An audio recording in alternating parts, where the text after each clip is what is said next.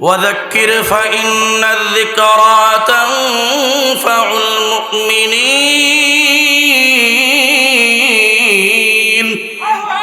আল্লাহ রাব্বুল আলামিন ডাক দিয়ে বলেন, ও আমার পয়গম্বর, আপনি মানুষের সামনে কোরআনের কথাগুলো বলতে থাকেন।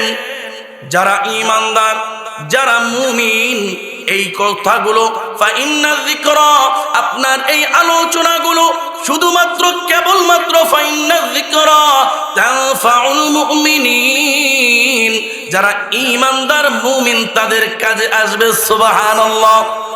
এই জন্য আমার ভাইয়েরা, বাবারা, আল্লাহ পাক রব্বুল আলামিন কোরআনুল কারীমের অন্য আয়াতের মধ্যে বলেন, ইন্নামাল মুমিনুনা আল্লাযীনা ইযা যুকিরাল্লাহ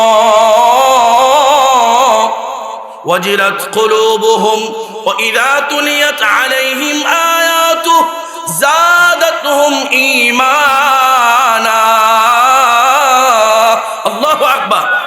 আল্লাহ পাক রব্বুল আলামিন বলেন, রে বান্দা, কোন ঈমানদারের সামনে, মুমিনের সামনে যখন আমি আল্লাহ তাআলার জিকির করা হয়, আমি আল্লাহ রাব্বুল আলামিনের আলোচনা করা হয়, তো ওই ঈমানদারের অন্তর আত্মা আমি আল্লাহ রাব্বুল আলামিনের আলোচনা শোনার সাথে সাথে প্রকম্পিত হতে থাকে, কাঁপতে থাকে।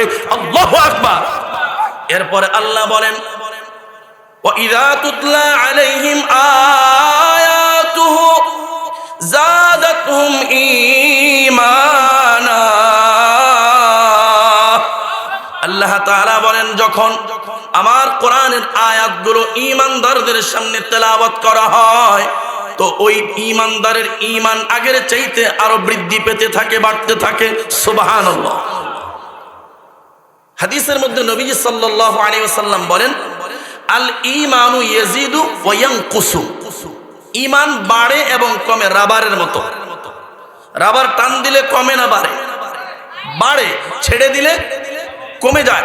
ঠিক তেমনি ভাবে আপনি একজন মুমিন ঈমানদার যখন কোরআনের মজমায় বসবেন, কোরআনের আলোচনা করবেন, কোরআনের আলোচনা শুনবেন, তো আপনার ঈমান আগের চাইতে তুলনামূলক তাৎক্ষণিক আরো বৃদ্ধি পাবে। সুবহানাল্লাহ। আপনি যখন কোরআনের আলোচনা থেকে দূরে চলে যাবেন, অনেক দূরে চলে যাবেন, আসবেন না, তো আপনার ঈমান আস্তে আস্তে ডাউন হতে থাকবে, কমতে থাকবে। কি বলেন, কথা ঠিক না বেঠিক? এই জন্য ঈমানকে বৃদ্ধি করার জন্য কোরআনের মাহফিলে আসা আমাদের জন্য জরুরি কিনা বলেন? আমার প্রাণের ভাইরা, বাবারা, আমাকে একটা সাবজেক্ট দেওয়া হয়েছে, আলোচ্য বিষয়। তো আলোচ্য বিষয় যেটা আমি শুরু করতে চাচ্ছি, তো শুরু করার শুরুতে আমার সামনে একটা নোট চলে আসছে। অল্প সময়ের মধ্যে আলোচনা ছেড়ে দিতে হবে, হয়তো আর 10 মিনিট বা 15 মিনিট। এই সময়ের মধ্যে যতটুকু কথা বলা যায় আমি আপনাদের সামনে বলে এরপরে চলে যাব, ঠিক আছে ইনশাআল্লাহ? আপনারা এরপরে ইনশাআল্লাহ বড় হুজুর আছে, যিনি আমার পরে আসবেন, ওনার আলোচনা শুনবেন ইনশাআল্লাহ। মাহফিল কমিটি যেটা বলেছে ইনশাআল্লাহ ওইভাবে আমরা আমল করব, ঠিক আছে তো ইনশাআল্লাহ? আমাকে যে সাবজেক্টটা দেওয়া হয়েছে, দান। ইসলামী শরিয়ার অত্যন্ত গুরুত্বপূর্ণ একটা ইবাদত হচ্ছে দান করা, সদকা করা। কার রাস্তায়? আল্লাহর রাস্তায়। এখন আমরা যখন দান সদকার আলোচনা শুরু করি বা কথা বলি, অনেকে ভাবে যে এই যে হুজুর মনে এখন কালেকশন শুরু করবে। কথা বলেন, আসছে না নাই? আরে ভাই, একজন আলেম হিসেবে আপনাকে যেমনি ভাবে নামাজের কথা, রোজার কথা, যাকাতের, হজের কথা, ঈমান আমলের কথা বলা একজন আলেমের দায়িত্ব, ঠিক তেমনি ভাবে আপনার কষ্টার্জিত টাকা, উপার্জনের পয়সাগুলো আপনি কোন রাস্তায় কিভাবে খরচ করবেন সেটাও আপনাকে বলে দেওয়া কোরআন ও হাদিসের আলোকে একজন আলেমের দায়িত্ব। না হয় আপনি তো এই টাকাগুলোকে আজে বাজে জায়গায় খরচ করে ফেলবেন। আপনি তো টাকা ইনকাম করেছেন, ঠিক আছে, খরচ করবেন কিভাবে? কারণ কিয়ামতের ময়দানে এই 4টা প্রশ্নের মধ্যে 2টা থাকবে, কিভাবে খরচ, কিভাবে উপার্জন করেছো, আবার কিভাবে খরচ করেছো। উপার্জন করেছো কিভাবে, আবার উপার্জন করার পর সেটাকে খরচ করলে কিভাবে, এই 2 প্রশ্ন করা হবে 4 প্রশ্নের মধ্যে। ওইদিকে আমি যাব না, আলোচনা লম্বা হয়ে যাবে। তাহলে আমাকে আপনাকে জানতে হবে, জানলে না মানা যাবে, না জানলে মানবো কিভাবে? কথা বলেন, ঠিক না বেঠিক? জানতে হবে। জানার জন্য আজকে আমরা কিছু আলোচনা, কিছু অল্প কিছু কথা তরজমা তাফসীর আমরা শুনবো, ওই অনুযায়ী ইনশাআল্লাহ আমরা আমল করবো। বলেন ইনশাআল্লাহ। আমার প্রাণের ভাইয়েরা, বাবারা, এই পৃথিবীতে অনেক ধরনের ব্যবসা আছে। কি আছে? ব্যবসা আছে। যেমন স্বর্ণের ব্যবসা। কিসের ব্যবসা? ওই স্বর্ণের ব্যবসা যদি কেউ করতে যায়, ওই ব্যবসার মধ্যে লাভ আছে, আবার লসও আছে। আছে না নাই? আবার কেউ যদি রূপার ব্যবসা করে, ওই রূপার ব্যবসার মধ্যে লাভও আছে, লসও আছে। কেউ আবার তামার ব্যবসা করে, ওই তামার ব্যবসার মধ্যে লাভ আছে, লসও আছে। কেউ আবার হীরার ব্যবসা করে, ওই হীরার ব্যবসার মধ্যে লাভ আছে, আবার কি আছে?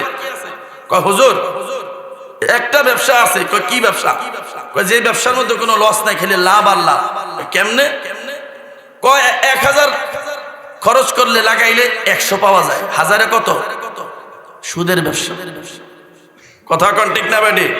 সুদের ব্যবসা। আমি বলি না না, এখানেও লস আছে। আছে না নাই? 5 লাখ সুদে আসলে পাবে। তারিখ দিছে অমুক তারিখে আমার বাড়িতে আইসেন, টাকা নিয়ে যায়। বাড়িতে গিয়া দেখে বাড়ির তালা মারা, ভিতরে মাল সামানা সব রাতারাতি নিয়ে উদাও। আমও শেষ, সালাও শেষ। কথা বলেন ঠিক না বেটি? কিন্তু আমার আল্লাহ পাক রব্বুল আলামিন কোরআনুল কারীমের আয়াতের মধ্যে 3টা ব্যবসার কথা আল্লাহ বলছেন। 3টা বিষয়ের আলোচনা করে আল্লাহ নিজে বলেন এটা ব্যবসা। আল্লাহ কি বলেন? এটা ব্যবসা। ইন্নাল্লাযীনা ইয়াতলুনা কিতাবাল্লাহ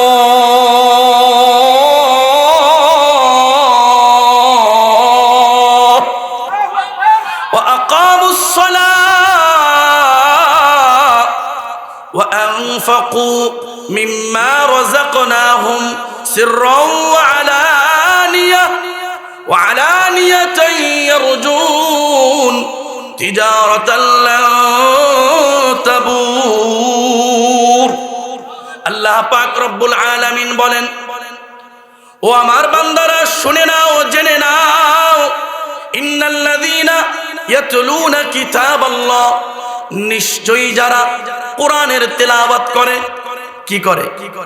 কোরআনের তেলাওয়াত করে। কোরআনের তেলাওয়াত হয় কোথায়? এই মাদ্রাসায়। কোথায়? 24 ঘন্টা কোরআনের তেলাওয়াত হয় কোথায়? এই যে মাদ্রাসায়। যে মাদ্রাসার মাহফিলে আপনারা আজকে এসেছেন। 2 নাম্বার আল্লাহ বলেন ওয়া আকামুস সালাহ। আল্লাহ বলেন 5 ওয়াক্ত নামাজ পড়া। নাকি 2 ওয়াক্ত? ফজর পড়লে জোহর নাই, জোহর পড়লে আসরের খবর নাই, আসর পড়লে মাগরিবের খবর নাই, এশা পড়লে পরে আবার ফজরের খবর নাই, এক জুমা পড়লে আরেক জুমার খবর নাই, এক ঈদে পড়লে আরেক ঈদের খবর নাই। আছে না নাই? এরকম আছে। তো আল্লাহ বলেন 5 ওয়াক্ত নামাজ পড়া। কয় ওয়াক্ত? তাহলে কোরআন তেলাওয়াত করা কার সাথে ব্যবসা করা? 5 ওয়াক্ত নামাজ পড়া কার সাথে ব্যবসা করা?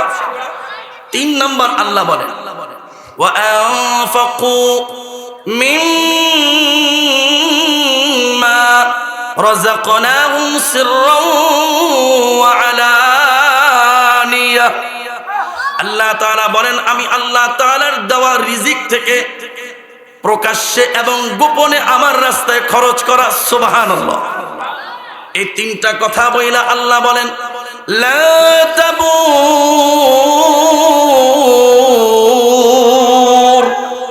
আল্লাহ বলেন রে বান্দা, কখনোই তুমি ক্ষতিগ্রস্ত হবে না, কখনোই তুমি ক্ষতির মধ্যে পড়বে না। ও আমার ভাইরা, বাবারা, দুনিয়ার মধ্যে যেইভাবে ইনকাম করে ওই টাকাটা যখন সে ব্যাংকের মধ্যে রাখে অথবা কারো কাছে জমা রাখে, বলেন না এই টাকাটা আবার ফেরত পাওয়া সম্ভব না। 100-তে 100 অসম্ভব। যে কোনো মুহূর্তে পালিয়ে যেতে পারে। ব্যাংকে রেখেছে, ব্যাংকটা যেই কোনো মুহূর্তে দেউলিয়া হয়ে যাইতে পারে। কথা বলে ঠিক না বেঠিক? কিন্তু আল্লাহ বলেন রে বান্দা, তুমি যদি আমি আল্লাহ তাআলার অ্যাকাউন্টের মধ্যে জমা রাখো, এটা কখনোই লস হবে না, 1% ক্ষতির সম্ভাবনা নাই। আল্লাহু আকবার। তাহলে কেউ যদি এই 3টা কাজ করে, আল্লাহ এই 3টা বিষয়কে ব্যবসা বলেছেন। ব্যবসা বলে আল্লাহ বলেন কোনো ক্ষতি নাই। তাহলে 1 নাম্বার আমাদেরকে কি করতে হবে?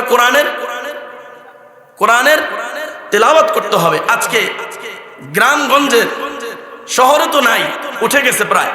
যে গ্রামগঞ্জের মানুষগুলো সকালবেলা বাচ্চাগুলোকে মক্তবে পাঠাতো, গ্রামগঞ্জের ঘর থেকে মুরব্বী বাবারা কোরআনুল কারীমের তেলাওয়াত করতেন, আর সেই কণ্ঠটা ভেসে আসতো রাস্তার পাশ দিয়ে হাঁটলে। বিশেষ করে আমাদের এই নোয়াখালী অঞ্চল, যেটাকে আলেমের কারখানা বলা হয়, কথা বলেন ঠিক না বেঠিক? কেন আলেমের কারখানা বলা হয়? কারণ ইসলাম এই চট্টগ্রামের পূর্ব নাম ইসলামাবাদ দিয়ে ঢুকে নোয়াখালী হয়ে গোটা বাংলাদেশে ছড়ায় গেছে, কথা বলেন ঠিক না বেঠিক? আমি কুষ্টিয়া এক জায়গায় সফরে গেছি, যাওয়ার পরে দেখলাম বিশাল বাজারের চমৎকার বিশাল এক মসজিদ, বড় এক ইমাম খতিব সাহেব। তো কথার এক ফাঁকে উনি বললেন, হুজুর, উনি আমার পরিচয় জানলেন, আমার বাড়ি নোয়াখালী। তো জানার পরে বলতেছে, হুজুর আপনি জানেন এই যে আমাদের এত মুসল্লি, এত জিকির আজগারের ময়দান, এই হালকা এতগুলো মানুষ, এত চমৎকার পরিবেশ, এটা কেন হয়েছে? আমি বললাম কেন? এটার পুরাটা অবদান আপনাদের নোয়াখালীর এক মৌলভী সাহেবের। সুবহানাল্লাহ। আজ থেকে বহু বছর আগে তিনি আমাদের এই অঞ্চলে এসেছেন, আমাদের পিছনে কোরআনের মেহনত করেছেন। আল্লাহ ওনার মেহনতের বদৌলতে আমাদের গ্রামটাকে আল্লাহ চমকায় দিয়েছেন। সুবহানাল্লাহ। এই জন্য কোরআনের মেহনত যেই জায়গায় হবে ওই জায়গার আশপাশকে আল্লাহ তাআলা চমকায় দিবেন। সুবহানাল্লাহ। এই জন্য আমার ভাইরা বাবারা, তাহলে আল্লাহ পাক রব্বুল আলামিন তিনটা ব্যবসার কথা বললেন, এগুলো তো কোনো লস নাই। তাহলে আমার আলোচ্য বিষয় ছিল দান করলে কি লাভ হয়। তাহলে দান করলে ব্যবসা করা হয় আল্লাহর সাথে। এখন আপনার প্রশ্ন, হুজুর আল্লাহকে প্রশ্ন করলাম, আল্লাহ আমি দান করব কিভাবে, দান করার পদ্ধতি কি? তো আল্লাহ বলেন, সিররাও ওয়া আলানিয়া, ও আমার বান্দা তুমি দান করবা। কিভাবে দান করবা জানো নি? কয় আল্লাহ কিভাবে করব? কয় তুমি প্রকাশ্যে দান করবা, মাঝে মাঝে গোপনেও দান করবা। মাঝে মধ্যে মাহফিলের মধ্যে দাঁড়ায়া সবার সামনে জোরে বলবা, হুজুর আমি 1 লক্ষ টাকা দেব মসজিদে, 50,000 দেব। তোমার তৌফিক অনুযায়ী তুমি দাঁড়ায়া বলবা। তোমার এই কথাটা শুনে প্রকাশ্যে দান করার মাধ্যমে আরো যত মানুষ এখানে বসে আছে কম কম করে হলেও উৎসাহ পেয়ে সবাই দেওয়ার চেষ্টা করবে। বলবে ভাই যদি 1 লাখ দেয় আমি 5,000 হইলেও দিতে পারবো। এই জন্য আল্লাহ বলেন মাঝে মধ্যে তুমি প্রকাশ্যে দান করবা বান্দা, আবার মাঝে মধ্যে গোপনে দান করবা। এক হাতে করলে আরেক হাতে জানবে না। কয় কেমনে গোপনে? কয় মাঝে মধ্যে এই যে মাদ্রাসাটা, এই যে আজিজিয়া নুরানিয়া হাফিজিয়া মাদ্রাসার মধ্যে এসে ওই যে অফিসের মধ্যে মুহতামিম সাহেবের কাছে একটা 50,000 টাকার বান্ডিল গোপনে দিয়া দিবা। হুজুর আমার নাম বলার কারো কাছে দরকার নাই। এইটা এতিম ছাত্র যারা আছে, অসহায় গরিব ছাত্র যারা আছে, মাদ্রাসার প্রয়োজনে যা খরচ করার দরকার হয় আপনি খরচ করবেন। কথা বলেন ঠিক না বেঠিক? দিব তো ইনশাল্লাহ। এই মাদ্রাসার মধ্যে মাঝে মধ্যে ইনশাল্লাহ দিব তো। আল্লাহ যাদেরকে ধনাঢ্য বানিয়েছেন, পয়সার মালিক বানিয়েছেন, মাদ্রাসাগুলোতে দিব, লস হবে না ইনশাআল্লাহ। আপনার টাকা তো লস হবে না ইনশাল্লাহ। কি হবে না? লস হবে না। তো যে কথাটা বলতেছিলাম প্রকাশ্যে এবং গোপনে। এখন কথা, হুজুর আল্লাহকে জিজ্ঞেস করি, আল্লাহ যদি আমি দান করি লাভটা কি হবে? কি হবে? আল্লাহ কোরআনুল কারীমের মধ্যে বলেন, ওয়ালতানজুর নাফসুম মা কদ্দামাত লিগাদ। আল্লাহু আকবার। আল্লাহ তাআলা বলেন, রে বান্দা আজকে তুই দান করবি, আগামীকাল পেয়ে যাবি। আল্লাহ তাআলা অন্য আয়াতের মধ্যে ডাক দিয়া বলেন, আলিমাত নাফসুম মা কদ্দামাত ওয়া আখখারাত। এরে বান্দা তুই দান করবি দুনিয়ায়, আমি আল্লাহ তাআলা তোরে দেব কবরে, আমি আল্লাহ তাআলা তোরে দিব মিজানে, আমি আল্লাহ তাআলা তোরে দিয়া দিব পুলসিরাতে, আমি আল্লাহ তাআলা কিয়ামতের ময়দানে তোরে দিব। ওরে বান্দা রে বান্দা, আমি আল্লাহ তাআলা জান্নাতের মধ্যে আমার শান অনুযায়ী তোরে পোষায় দিব। আমার ভাইয়েরা বাবারা, এই জন্য দান করতে সবাই রাজি আছি তো ইনশাআল্লাহ? যে কোনো মুহূর্তে ডাক আসবে আল্লাহর জন্য, আল্লাহর দ্বীনের জন্য, মাদ্রাসার জন্য, মসজিদের জন্য দান করতে লাভবাইক হয়ে যাব। কেননা নবীজি সাল্লাল্লাহু আলাইহি ওয়াসাল্লাম বলেন, আল মসজিদু বাইতুল্লাহ ওয়াল মাদ্রাসাতু বাইতি। নবীজি সাল্লাল্লাহু আলাইহি ওয়াসাল্লাম বলেন মসজিদ হইতেছে কার ঘর?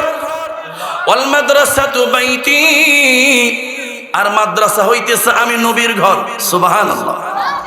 নবীজি এবার অন্য হাদিসের মধ্যে বলেন, মান বানা লিল্লাহি মসজিদান বানাল্লাহু লাহু বাইতান ফিল জান্নাহ, যে ব্যক্তি আল্লাহর জন্য একটা মসজিদ তৈরি করবে, আল্লাহ পাক রব্বুল আলামিন জান্নাতের মধ্যে তার জন্য একটা বালাখানা তৈরি করে দিবেন।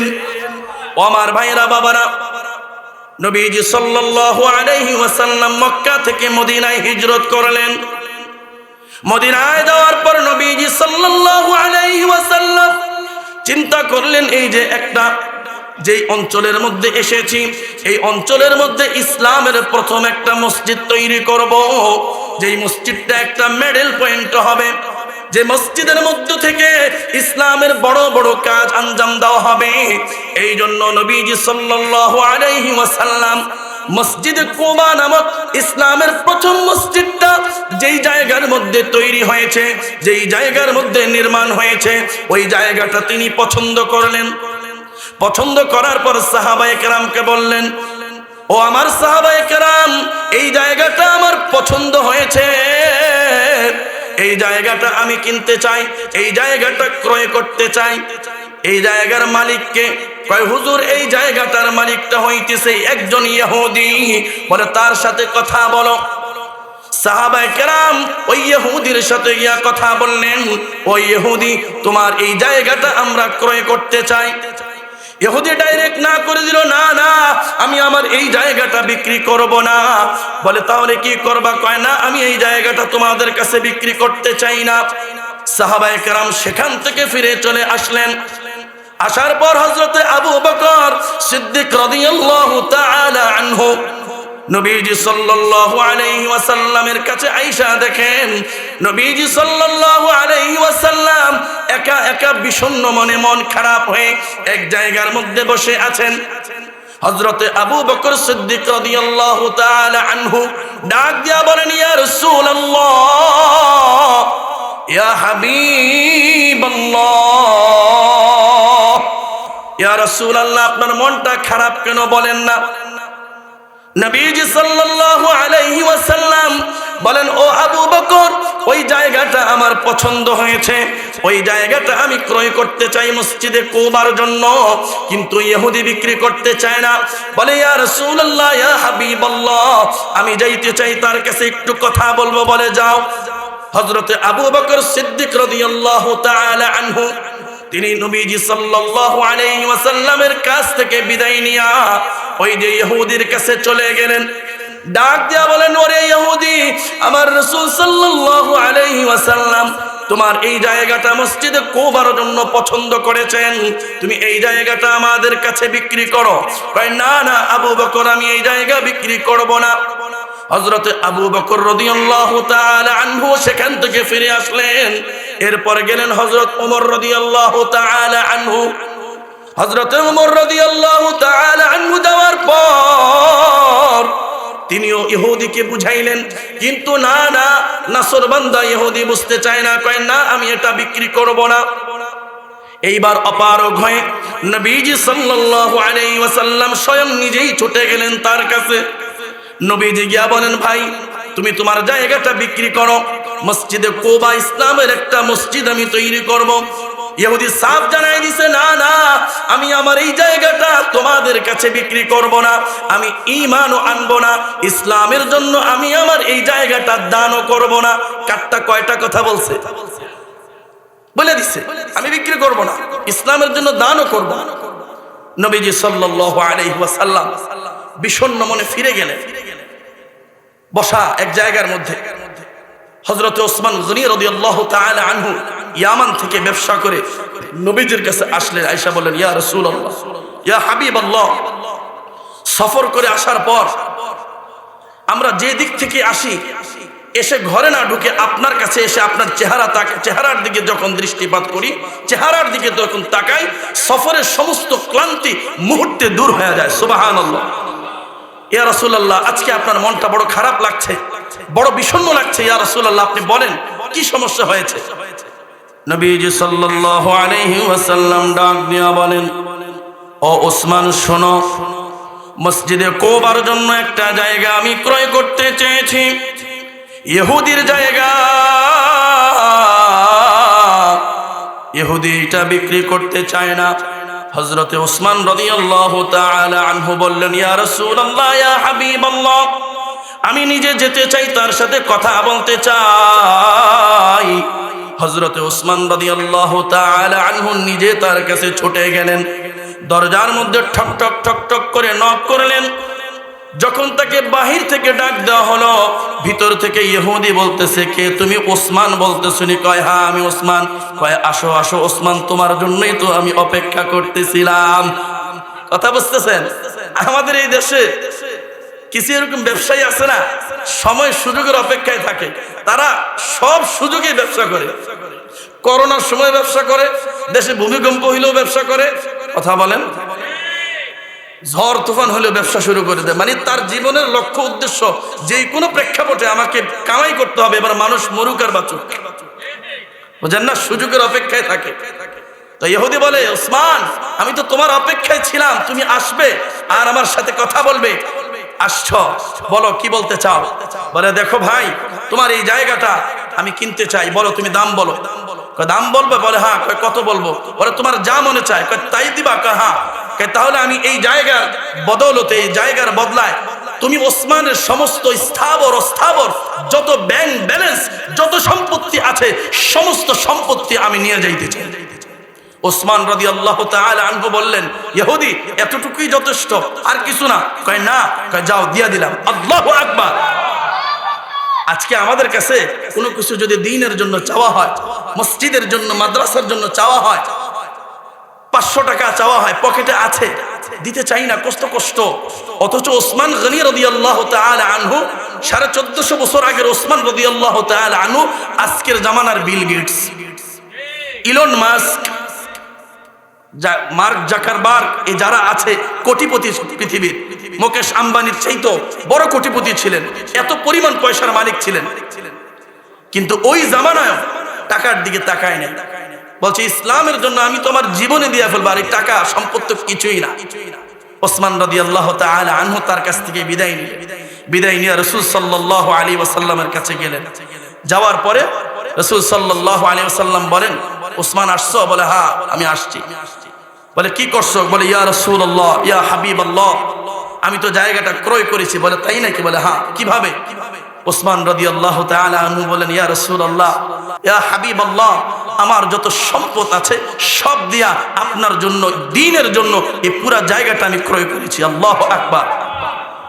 নবীজি সাল্লাল্লাহু আলাইহি ওয়াসাল্লাম বলেন, ওরে ওসমান, দ্বীনের জন্য আমার কষ্ট বুঝে তুমি সমস্ত সম্পত্তি তুমি ইহুদিকে দিয়া তুমি জায়গাটা ক্রয় করেছ। এই দৃশ্যটা দেখার জন্য ওই যে ইহুদি পিছে পিছে আসলো, আয়েশা দেখে যে ওসমান তার সমস্ত সম্পত্তি যার কথাই দিয়া দিল, আমি একটু দেখি তো তার সাথে কি কথোপকথন হয়। হযরত ওসমান রাদিয়াল্লাহু তাআলা আনহুকে নবীজি সাল্লাল্লাহু আলাইহি ওয়াসাল্লাম ধরে বলতেছেন, ও ওসমান, চলো আমরা আল্লাহর কাছে দোয়া করি। আল্লাহর কাছে দোয়া করতেছেন, ও আল্লাহ, আপনি ওসমানকে এই যে যেমনি ভাবে মসজিদের জন্য জায়গাটা ক্রয় করে দিছে, ও আল্লাহ,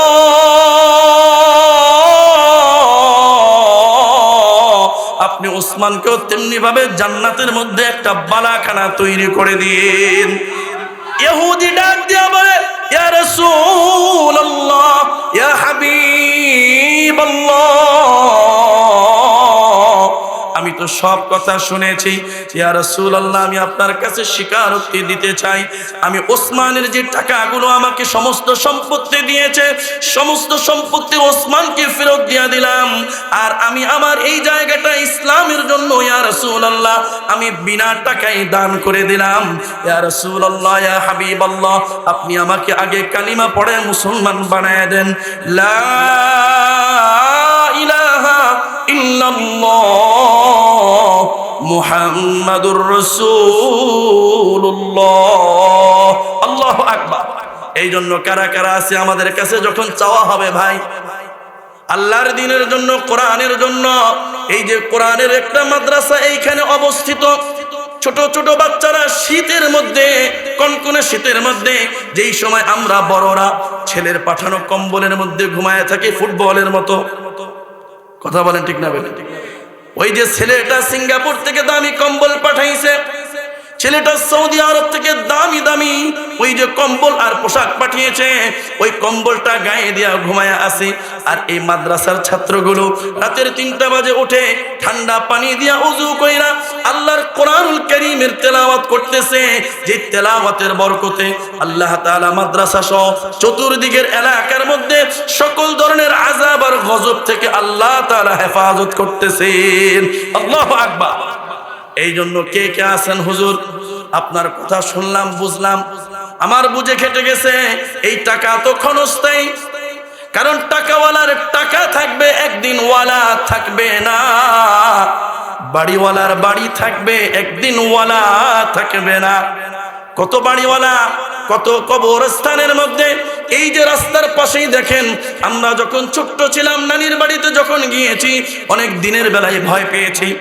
এই যে কবরস্থানের মধ্যে, বাঁশ ঝাড়ের মধ্যে, ঝোপঝাড়ের মধ্যে, গাছের ভিতরে একেবারে তনে নিচে 3.5 হাত মাটির নিচে ঘুমায় আছে। তাকায় দেখেন এই লোকগুলো যারা ঘুমায় আছে, আজ থেকে 100 বছর আগে এই জমিন এখানে ছিল। এই মানুষগুলো দাঁড়ায়া সবার সামনে বলেছিল, এই যে 100 কানি জমিন দেখতেছ, 200 কানি ক্ষেত দেখতেছ, এগুলোর মালিক আমি। ওই যে মালিক তো কবরে চলে গেছে, কিন্তু জায়গা তো জায়গার মধ্যে রেখে গিয়েছে। আবার 100 বছর পরেও আমরা থাকবো না, এই জায়গা থেকে যাবে। আমি মারা যাব, দুনিয়া থেকে চলে যাব সম্পদগুলো রেখে। এই সম্পদগুলো দিয়ে আমার আপনার সন্তান সঠিকভাবে ব্যবহার করে কিনা তার কোনো নিশ্চয়তা নাই, আছে? এই জন্য শরীয়তের বিধান, বাবা 3টা বাড়ির মালিক, 2টা ছেলে তার। বাবা চিন্তা করলো জীবনে তো দান করতে পারি নাই, মৃত্যুবরণ করব মুমূর্ষ অবস্থায়, আমি এখন 2টা বাড়ি 2টা ছেলের নামে লিখে দেই, আর 1টা বাড়ি মাদ্রাসায় দিয়া দেই, মসজিদের মধ্যে দিয়া দেই, আল্লাহর রাস্তায় দিয়া দেই। শরীয়তের বিধান বলে না, এই মুহূর্তে এই বাবার এই ওসিয়ত গ্রহণযোগ্য হবে না। কয় বাবা ওসিয়ত করলেও কোনো কাজ হবে না, মুমূর্ষ অবস্থায় দান করলে লাভ হবে না, কারণ মুমূর্ষ অবস্থায় দান করলেও ওইটা দান হয় না, ওইটার মালিক অটোমেটিক মুমূর্ষ অবস্থায় তার সন্তানগুলো হয়ে যায়। এই জন্য আমার ভাইরা বাবারা, জীবিত থাকতেই বুঝতে হবে, সুযোগ কিন্তু বারবার আসে না, সুযোগ কিন্তু বারবার আসবে না। বাগদাদের ছোট্ট একটা ঘটনা করে সামনে আমার আলোচনা শেষ করে দিতেছি। বাগদাদের বাদশাহ ছিলেন হযরতে বাদশাহ হারুনুর রশিদ। একদিন সকালবেলা স্ত্রীকে নিয়ে নদীর পারে, সমুদ্রের পারে হাঁটতেছেন। হাঁটতে হাঁটতে দেখেন ওই জায়গার মধ্যে একটা বাহলুল মাজনুন, পাগল ব্যক্তি, বালুর মধ্যে 2টা পা গেড়ে দিয়া কি যেন করতেছে, কি যেন আঁকতেছে।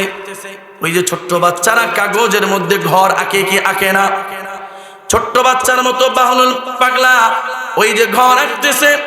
বাদশাহ হারুনুর রশিদ তার ডাক দিয়া বললেন, ও বাহলুল কি করতেছ? কয় আমি ঘর আঁকতেছি। কয় কিসের ঘর? কয় জান্নাতের বালাখানা, জান্নাতের ঘর। আল্লাহু আকবার। কয় তাই নাকি? বলে হ্যাঁ।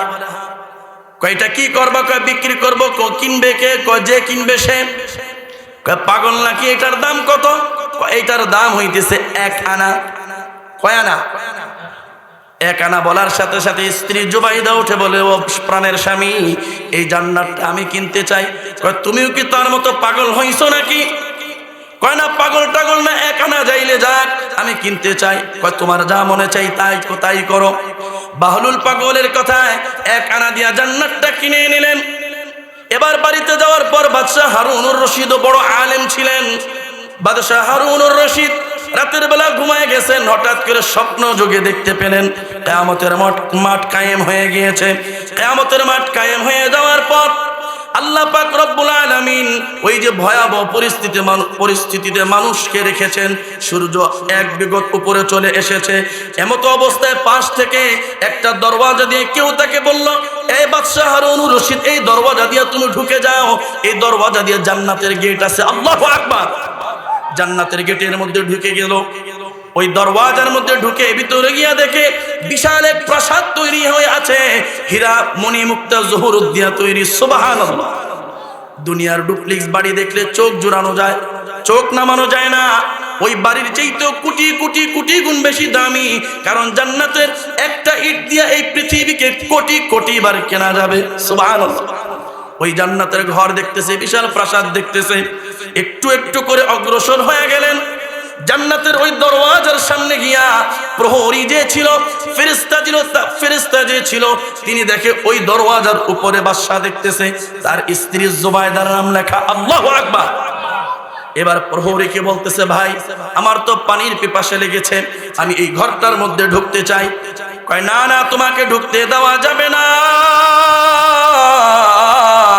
কয় কেন দেওয়া যাবে না? এটা তো আমার স্ত্রীর ঘর। কয় সেটা তোমার স্ত্রীর ঘর, কিন্তু তোমার না। এই কথা বলতে বলতে বাদশাহ হারুনুর রশিদের হঠাৎ করে ঘুম ভেঙে গেল। ঘুম থেকে উঠে সকালবেলা বাদশাহ হারুনুর রশিদ হাঁটতে হাঁটতে হাঁটতে নদীর পারে ওই আগের জায়গায় চলে আসলো। আগের জায়গায় এসে দেখে বাদশাহ ওই যে পাগল বাহনুল বসে আছে, আগের মতো একই কাজ করতেছে। বাদশাহ বলল, কি করো? কয় আমি ঘর তৈরি করতেছি, বাড়ি বানাইতেছি। কয় কিসের বাড়ি? কয় জান্নাতের বাড়ি বানাইতেছি। কয় কেন? কয় বিক্রি করব। কয় কার জন্য? কয় যে কিনবে তার জন্য। কয় আমিও কিনতে চাই। কয় তাহলে দাম দাও। কয় নাও 1 আনা। কয় না না বাদশাহ, 1 আনা তো বিক্রি হবে না। কয় কেন বিক্রি হবে না? কয় না বিক্রি হবে না, এই বাড়িটা যদি তুমি কিনতে হয়, আজকে তুমি বাগদাদের অর্ধ বাগদাদ, তোমার অর্ধ জাহানটাকে দিয়ে দিতে হবে। আল্লাহু আকবার। তুমি যে রাজ্যের বাদশা, ওর অর্ধেকের মালিকানা দিয়ে দিতে হবে, এরপরে ঘরটা বিক্রি করা হবে। তো ভাই এটা তোমার কেমন ইনসাফ? গতকালকে যে বাড়িটা আমার স্ত্রী জুবাইদার কাছে তুমি 1 আনায় বিক্রি করেছো, সেই বাড়িটা তুমি আমার কাছে এখন আমার অর্ধ জাহানের বিপরীতে, অর্ধ জাহানের বিনিময়ে বিক্রি করতে চাও। বাদশার কাছে ডাক দিয়া ওই যে পাগল বাহনুল বলে, ও বাদশাহ, তোমার স্ত্রী গতকালকে যেই ঘরটা কিনেছিল, সে না দেখে ঈমান আর বিশ্বাসের সাথে কিনেছিল, আর তুমি তো গত রাত্রে স্বপ্নে দেখে বুঝে শুনে এরপরে আমার কাছে ওই ঘরটা তুমি কিনতে এসেছো। এই জন্য আমার ভাইয়েরা, বাবারা, সুযোগ কিন্তু সব সময় আসে না, সব সময় আসবেও না। মরেও যাইতে পারি, পকেটে যে টাকা নিয়ে ছুটবো, ওই টাকা নিয়ে ঘরেও হয়তো যেতে পারবো না। কথা বলেন ঠিক না বেঠিক? এই জন্য এইখানে আমার বাবারা, ভাইয়েরা, মামারা, নানারা, চাচারা, দাদারা, খালুরা যারা আছেন তাদেরকে বলি, পর্দার অন্তরালের মা বোনদেরকে উদ্দেশ্য করে বলতে চাই, এই মাদ্রাসার জন্য আপনাদের কাছে অল্প কিছু আরজ করতে চাই। কে আছেন আল্লাহর বান্দা? ও হুজুর, আপনার কথা শুনে আমার দিলটা নরম হয়ে গেছে। আমার যদি মা দুনিয়ার মধ্যে থাকতো, মায়ের জন্য ওই যে ওষুধের খরচ লাগতো, বাবার ডায়াবেটিসের ইনজেকশন দেওয়া লাগতো, কত ওষুধের খরচ লাগতো। হুজুর, আমি ওয়াদা করলাম এই মজমার মধ্যে সবার প্রথম এই মসজিদের জন্য, এই মাদ্রাসার জন্য 1 লক্ষ টাকা আমি দিতে চাই। নারায়ে তাকবীর। কে আছেন ইনশাআল্লাহ? একজন ব্যক্তি প্রথমে দাঁড়ান যে ইনশাআল্লাহ আমার টাকা তো আল্লাহ দিছে। আমি যতটুকু জানি এই আমাদের নোয়াখালী অঞ্চলের এমন একটা ঘর খুব কম আছে যেই ঘরের মধ্যে প্রবাসী নাই। কথা বলেন ঠিক না বেঠিক? এমন ঘর খুব কম আছে যে ঘরের মধ্যে কি নাই? প্রবাসী নাই। অনেক ঘরের 2টা 3টা ছেলে বিদেশ, আবার বাবাও বিদেশ, 4জন 5জন বিদেশে কামাই করতেছে লক্ষ লক্ষ টাকা। এই টাকা কবর নিয়ে যাইতে পারবেন না। ওই যমুনা গ্রুপের মালিকের বাবুল সাহেবের দিকে তাকায় দেখেন, করোনার সময় মারা গেছে। কত কোটি টাকার মালিক তিনি ছিলেন, নিজেও জানতেন না এর হিসাব। মৃত্যু বার্ষিকীর সময় হইল, মানুষ মনে করছে ওনার কবরের চতুর্দিকে সাংবাদিক এসে ভরে যাবে, কিন্তু দেখে একটা মানুষ তো দূরের কথা, পশু পাখিও আসে না, মরে গেছে, বাস সব শেষ, সবাই ভুলে গেছে। সন্তানেরা রঙ্গলীলা করতেছে তার পয়সা দিয়া। এই জন্য আপনার সম্পদ আপনাকেই খরচ করতে হবে। এই জন্য কে আছেন যে হুজুর ইনশাআল্লাহ আমি আল্লাহর জন্য 1 লক্ষ টাকা এই মজমার মধ্যে দিতে চাই? এই যতগুলো মানুষ এরপরে দান করবে সবার একটা সওয়াব আল্লাহ আপনার আমলনামায় দিয়ে দিবে। সুবহানাল্লাহ। আমার ভাইরা, বাবারা, নবীজি সাল্লাল্লাহু আলাইহি ওয়াসাল্লাম ডাক দিয়া বলেন, ও আমার পৃথিবীর উম্মতেরা, ইদা মাতাল ইনসান ইনকাতা আনহু আমালুহু ইল্লা মিন সালাস, ইল্লা মিন সাদকাতিন জারিয়া আও ইলমুন ইউনতাফাউ বিহি আও ওয়ালাদিন সালিহ ইয়াদউ লাহু মানুষ যখন দুনিয়া থেকে মৃত্যুবরণ করে চলে যায়, সমস্ত আমল বন্ধ হয়ে যায়, আর কোনো আমল করতে পারে না, আর কোনো আমল করার শক্তি থাকে না। তাহলে কি থাকে? নবীজি সাল্লাল্লাহু আলাইহি ওয়াসাল্লাম বলেন, ও আমার উম্মত, তিনটা আমল বাকি থাকে। এক নাম্বার সাদকায়ে জারিয়ার আমল। তুমি একটা মসজিদ তৈরি করেছো, ওই যে মসজিদের মধ্যে ফ্যানের টাকা দিয়েছো, লাইটের টাকা দিয়েছো, একটা ঘড়ি লাগিয়ে দিয়েছো, এর মসজিদের মধ্যে টাইলসের ব্যবস্থা করে দিয়েছো, মাদ্রাসার ভবন করে দিয়েছো, এতিম ছাত্ররা পড়ার জন্য লিল্লাহ ফান্ডের ব্যবস্থা করে দিয়েছো, ওই লিল্লাহ ফান্ডের খাতের মধ্যে লক্ষ লক্ষ টাকা দিয়েছো। তোমার এই টাকা খেয়ে এই ছাত্রটা হাফিজ কোরআন হয়েছে, এই ছাত্রটা আলেমে হক্কানি রব্বানি হয়েছে, এই ছাত্রটা যতদিন পৃথিবীতে থাকবে তার জীবনের আমলের একটা অংশ তুমি কবরে চলে যাওয়ার পর তোমার কবরে ঢুকবে। এই ছাত্রটা যত মানুষকে ইলম শিখাবে, যত মানুষকে পড়াবে, তারও একটা সওয়াব তোমার আমল নামায় ঢুকে যাবে। কারা কারা রাজি আছেন ইনশাআল্লাহ? একজন দাঁড়ান, একজন বলেন। সর্বপ্রথম কমাই দিলাম 50,000। এই নোয়াখালী গ্রাম, এই অঞ্চলের মধ্যে 50,000 টাকা দেওয়ালা একজন মানুষ নাই, এটা আমার বিশ্বাস হয় না। দিলটাকে নরম করেন আল্লাহর জন্য, টাকা কিন্তু থাকবে না। এই যে গত বছর এই নোয়াখালীতে বন্যা হয়েছে কি হয় নাই? কুমিল্লায় বন্যা হয়েছে কি হয় নাই? ফেনীতে বন্যা হয়েছে কি হয় নাই? এই যে ভারতের যে সুইচ গেটটা ছেড়ে দিয়েছিল, ওইটা হঠাৎ করে ছাড়ার কারণে বহু মানুষের আলমারিতে দামি দামি জিনিস ছিল, টাকা পয়সা ছিল, অনেক কাপড় চোপড় সিরামিকের মালপত্র শোকেসের মধ্যে ছিল, এগুলো নিয়ে বের হয়েছে না এগুলো ছাড়াই জীবন নিয়ে বের হয়ে গেছে? তাহলে এত টাকা কোথায় গেল? হঠাৎ মুহূর্তের মধ্যে চলে গেছে। গত জুমার আগের জুমায় যে ভূমিকম্প গোটা বাংলাদেশে হয়েছে, বাংলাদেশের ঢাকা সিটি সহ বহু গুরুত্বপূর্ণ জায়গার বহু ভবন ভেঙে পড়েছে, ছাদের কার্নিশ ভেঙে মানুষ মারা গিয়েছে 6 জন। কথা বলেন ঠিক না বেঠিক? তাহলে যার ছাদ ভেঙেছে তার লক্ষ লক্ষ টাকার জরিমানা লেগেছে, যার উপরে পড়েছে তার জীবন চলে গিয়েছে। তাহলে আপনার আমার যে কোনো মুহূর্তে ক্ষতি হতে পারে, ক্ষতিগ্রস্ত হতে পারি। নবীজি সাল্লাল্লাহু আলাইহি ওয়াসাল্লাম বলেন, আস-সাদকাতু তারাদ্দুল বালা, দান সদকা তোমাকে বহু বিপদ আপদ বালা মুসিবত থেকে হেফাজত করবে। আল্লাহু আকবার। এই জন্য মনটা নরম করে কে আছেন? হুজুর বাজান, আমাদের সন্তান তুমি আমাদের কাছে দাবি করছো, যাও এতগুলো মানুষের মধ্যে থেকে সর্বপ্রথম আমি 50,000 টাকা আমি দিলাম। কে আছেন এরকম সহৃদয়বান ব্যক্তি? ইনশাআল্লাহ আমি দিয়ে দেব। অনেক বাবা আছেন, সন্তান 3টা আছে, 3 জন যদি বলেন বাবা ওষুধ খেলে রাখতো না, যা বাবা বললাম 3 সন্তান মিলে 15,000 করে 45, যা আরো 5,000 আমার পক্ষ থেকে দিয়া 50,000 মাদ্রাসায় দিয়ে দিই। 2 ছেলেরে 25,000 করে বললে দিয়ে দিবে। এরকম বাবা এখানে আছে না নাই? দিলটাকে নরম করেন, আপনার পকেট থেকে তো যাচ্ছে না, আপনি ওয়াদা করেন সন্তান দিবে ইনশাআল্লাহ। কারণ সন্তান বাবার কথা শুনে। কে আছেন ইনশাআল্লাহ? এতগুলো মানুষের মধ্যে 50,000 টাকার একটা লোক পাবো না? নোয়াখালী অঞ্চল ঐতিহ্যবাহী জেলা বাংলাদেশের মধ্যে, আবার তো আমরা বিভাগও চাই। কি চাই? বিভাগীয় মানুষের কলিজা থাকবে অনেক বড়, চাওয়ার আগে দিয়ে দিবে, চাওয়ার পরও দিচ্ছে না, তাহলে বিভাগটাকে আসলে দেওয়া উচিত? কথা বলেন। বিভাগীয় মানুষের দিল মন অনেক বড় থাকতে হবে, বিভাগ। এজন্য যেন আমরা বিভিন্ন জায়গায় দেশের বিভিন্ন প্রান্তে গিয়ে বয়ান করি, এই কথাটা যেন বলতে পারি যে আলহামদুলিল্লাহ আমার গ্রামে চাওয়ার সাথে সাথে 50 লক্ষ টাকা দিয়ে দিছে। এতটুকু মান সম্মান রাখবেন না আজকে আপনারা? কে আছেন? আল্লাহর জন্য, আল্লাহর দ্বীনের জন্য, মাদ্রাসার জন্য। জান আর একটু কমে চলে আসলাম, 20,000। কে আছেন ইনশাআল্লাহ এই মজমার মধ্যে? হুজুর আমি 20,000 টাকা আমার বাবার জন্য, বাবা দুনিয়া থেকে চলে গেছে, 20 বছর আগে বাবাকে কবর শোয়ায় আসছি, এই 20 বছরে বাবার পিছনে কি মাত্র 20,000 খরচ করতেন? ওই টাকাটা দিয়ে দেন। আল্লাহকে আপনি কত দিবেন আর আল্লাহ আপনাকে কত দিছে? আল্লাহ আমাকে আপনাকে 2টা চোখ দিছে, 2টা চোখের দাম কত? 2 লাখ টাকা। কথা বলেন, 2টা চোখের দাম কত? 2 লাখ। দিবেন? কে কে দিবেন? হাত তোলেন। হুজুর 2 লাখ টাকা দিলে আমার 2 চোখ দিয়ে দিব। আসেননি কেউ? ওই একজন দিব। আচ্ছা, তার চোখগুলো খুলে রেখে দিয়েন 2 লাখ টাকা। তার মানে বোঝা গেল আমার এই 2 চোখ 2 লাখ টাকা না, কোটি টাকা দিলেও দেওয়া যাবে না, কারণ এটা অমূল্য, এটার দাম সীমাহীন, যেটা দেওয়া যায় না।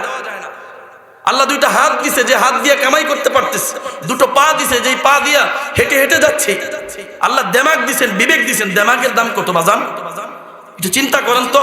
কত হৃষ্টপুষ্ট সুঠাম দেহের অধিকারী ছেলে, কিন্তু দেমাগটা একটু আল্লাহ ঢিল করে দিয়েছে, শেষ, সব শেষ, পাগল। মানুষে কি বলে?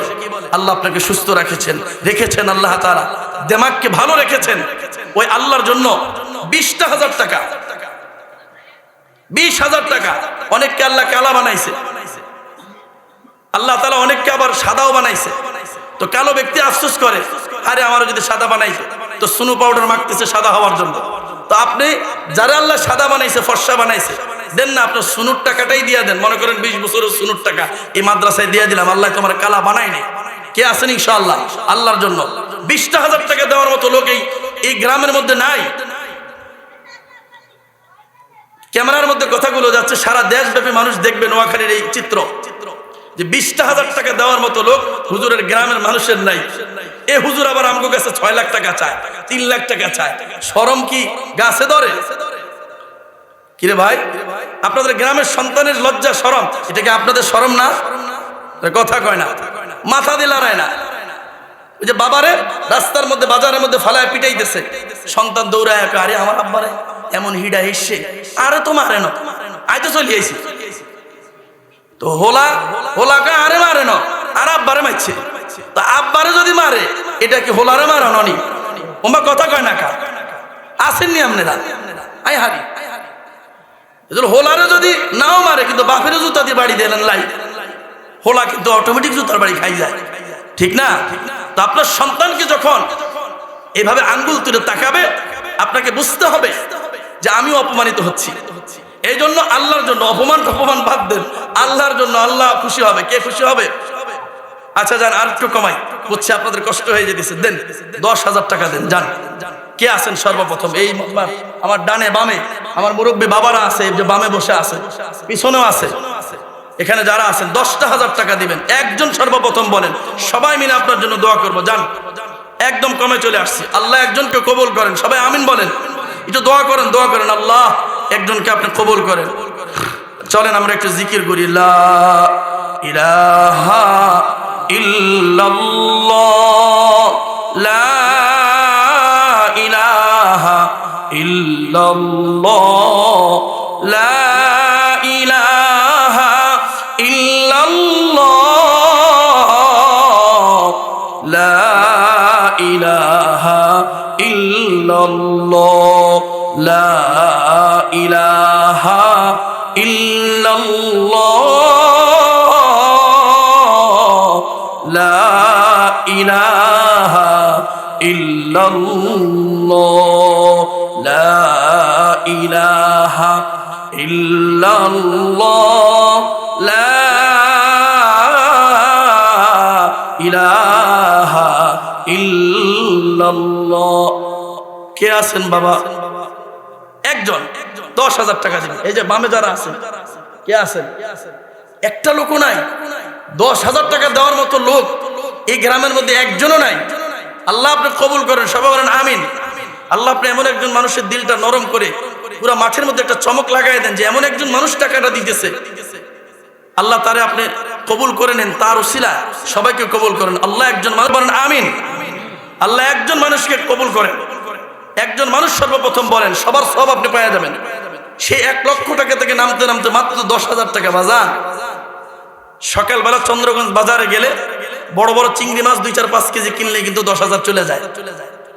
এক সপ্তাহের খানাও না, ওই এক সপ্তাহের খাবারের টাকাটা, চিংড়ি মাছের টাকাটা, ইলিশ মাছের টাকাটা আল্লাহর ঘরে কি দেওয়া যায় না? আপনি অনেক ক্ষতিগ্রস্ত হয়ে যাবেন না, আল্লাহ আপনাকে দিবে, ডবল দিবে।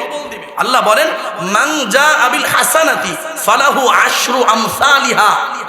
যে ব্যক্তি আমার কাছে একটা নেক নিয়ে আসবে, আমি আল্লাহ তার পরিবর্তে 10 গুণ তাকে বাড়িয়ে দিব। সুবহানাল্লাহ। আমরা তো দেওয়ার ক্ষেত্রে প্রথমে 1 দিয়ে শুরু করি, আল্লাহর দেওয়ার সিস্টেম সূচনাতেই 10। সুবহানাল্লাহ। আল্লাহ বলেন, দেখো তুমি যে দান করতেছো, দানটা একটা মুমিনের গুণ হইতেছে ফাআম্মা মান আ'তা ওয়াত্তাকা। একজন তাকওয়াবান মুত্তাকির গুণ হইতেছে সে দান করবে, সদকা করবে। সুবহানাল্লাহ। এরপর আল্লাহ বলেন, মাসালুল লাযীনা ইউনফিকুনা আমওয়ালাহুম ফী সাবিলিল্লাহ। আল্লাহর রাস্তায় দান করার দৃষ্টান্ত হইতেছে এমন, কামাসালি হাব্বাতিন হাব্বাতিন আম্বাতাত সাবআ সানাবিলা ফি কুল্লি সুমবুলাতিন মিআতু হাব্বা। আল্লাহ পাক রব্বুল আলামিন বলেন, রে বান্দা, মনে করো তুমি দানটা এমন ভাবে করতেছ, ওই যে তুমি জমিনের মধ্যে একটা শস্য রোপণ করেছ, সেই বীজ থেকে 7টা শীষ জন্মগ্রহণ করেছে, আর ওই 7টা শীষের মধ্যে 100 করে দানা হয়েছে।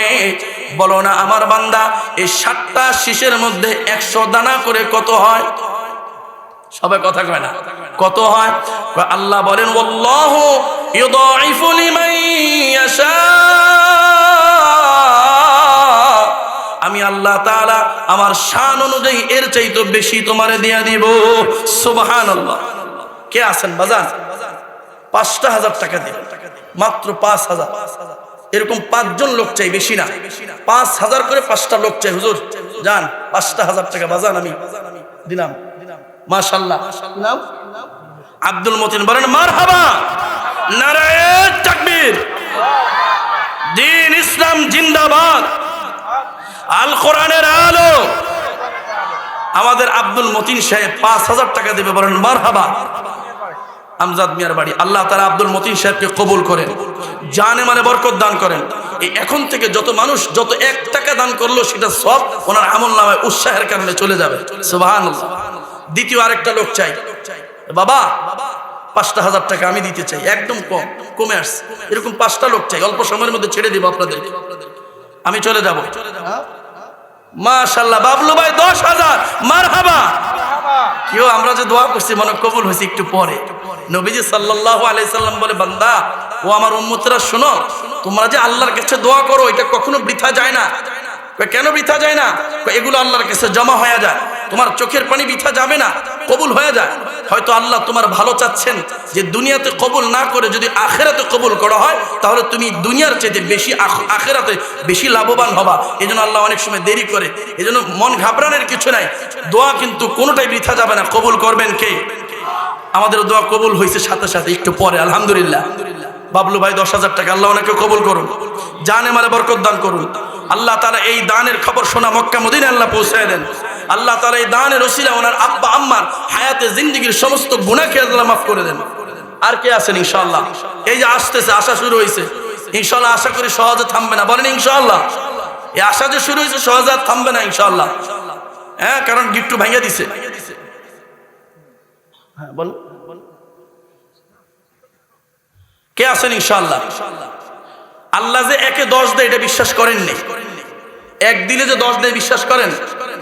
আল্লাহ রাব্বুল আলামিনের এক বলি, আল্লাহর এক বান্দা, তিনি চিন্তা করলেন। হাদিসের মধ্যে আছে আল্লাহর নবী বলেন, ও আমার উম্মতেরা, তুমি যদি আল্লাহর রাস্তায় 1 টাকা দান করো, 1-এর পরিবর্তে আল্লাহ তোমারে দিয়া দিবেন 10, আর 2-এর পরিবর্তে দিবে কত? আল্লাহর ওলি চিন্তা কইরা 2টা রুটি বানায়া আল্লাহর রাস্তায় দান করে দিয়া, সদকা করে দিয়া, মসজিদের মধ্যে ঢুকে গিয়া দরওয়াজার জানালা লাগায়া অপেক্ষা করতেছে আল্লাহ তাআলার এই কথাটা, নবীজির এই কথাটা সত্য হয় কিনা তিনি বিশ্বাস করতেছেন, কিন্তু একটু পরীক্ষা করতেছেন। আল্লাহর বান্দাটা মসজিদের মধ্যে বসা, হঠাৎ করে একটা বান্দা দরজার মধ্যে নক করলো, বলল, ও হুজুর আপনার নাম কি? এই কিনা? কয় হ্যাঁ। আপনার বাবার নাম কি? অমুক। কয় হ্যাঁ। আপনার গ্রামের বাড়ি অমুক জায়গায়? বলে ঠিক আছে। কয় আমার মালিক আপনার জন্য 18টা রুটি পাঠাইছেন। কয় না না না, এই রুটি আমার জন্য পাঠাই নাই। কয় কার জন্য পাঠাইছে? কয় অন্য জায়গায় কারো জন্য পাঠাইছে। এই কথা বলার পর ব্যক্তি বলতেছে, আপনার নাম ঠিকানা তো সব ঠিক আছে, তাহলে কেন আপনার জন্য পাঠাই নাই? আল্লাহ ওয়ালা রাগ হয়ে গেলেন, ধমক দিলেন, ব্যক্তিটাকে বের করে দিলেন। কিছুক্ষণ পর আবার আইসা গেল, এসে বলতেছে, হুজুর আমার মনিব, আমার মালিক আপনার জন্য 20টা রুটি পাঠাইছিলেন, কিন্তু আমি রাস্তায় আসার সময় ক্ষুধার তাড়নায়, ক্ষুধা লেগে যাওয়ার কারণে 2টা রুটি আমি খেয়ে ফেলেছি, এই জন্য সেখানে 18টা হয়েছে। বলে হ্যাঁ হ্যাঁ, তুমি এবার কথাটা সত্য বলেছ, তুমি 2টা খেয়ে ফেলেছো, আমার কোনো আফসোস নাই, আমার কোনো দাবি নাই। বলে হুজুর বুঝলাম সব কথা, তবে এত 100% শিওর কিভাবে হলেন যে আপনার জন্য রুটি 20টাই আসবে, 18টা আসবে না? তিনি বলতেছেন, আল্লাহ তো বলেছেন 1-এর ব্যাপারে 1-এর বিনিময়ে দিবেন 10, তাহলে আমি 2টা রুটি দান করেছি, 2 রুটির পরিবর্তে আসবে কয়টা রুটি? 20টা রুটি আসবে, 18টা আসতে পারে না। আল্লাহর নিজামের মধ্যে ভুল হইতে পারে না। বিশ্বাস হয় আপনাদের? আজকে যারা দান করছেন ইতিমধ্যে তারা এই সব পাওয়া যাবেন। হুজুর চলে আসছে, আর সামনে কথা আগাবো না।